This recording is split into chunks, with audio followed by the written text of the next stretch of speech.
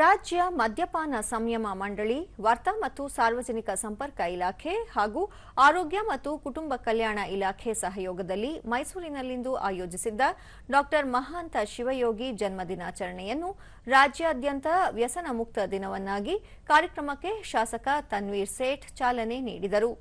ಈ ವೇಳೆ ಜಿಲ್ಲಾ ಆರೋಗ್ಯ ಅಧಿಕಾರಿ ಡಾ ಕುಮಾರಸ್ವಾಮಿ ಸಿಪಿ, ಸರ್ವೇಕ್ಷಣಾಧಿಕಾರಿ ಡಾ ಡಿಜಿ ನಾಗರಾಜ್, ವಾರ್ತಾ ಇಲಾಖಾ ಸಹಾಯಕ ನಿರ್ದೇಶಕ ಟಿಕೆ ಹರೀಶ್ ಸೇರಿದಂತೆ ಹಲವರು ಉಪಸ್ಥಿತರಿದ್ದರು.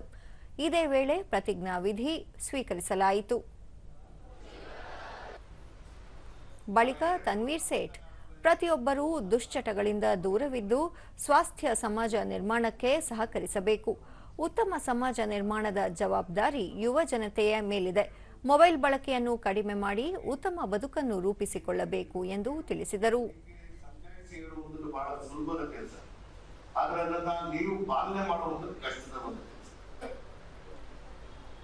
ನಿಜಕ್ಕೂ ಅರ್ಥಪೂರ್ಣವಾದಂತಹ ಈ ಕಾರ್ಯಕ್ರಮವನ್ನು ನಾನು ಯಾಕೆ ಹೇಳ್ತೀನಿ ಅಂತ ಹೇಳಿದಾಗ, ಸಮಾಜ ನಿರ್ಮಾಣ ಮಾಡುವಂತಹ ಹೊಣೆಗಾರಿಕೆ ನಿಮ್ಮ ಮೇಲೆ ಇರುವಂತದ್ದು.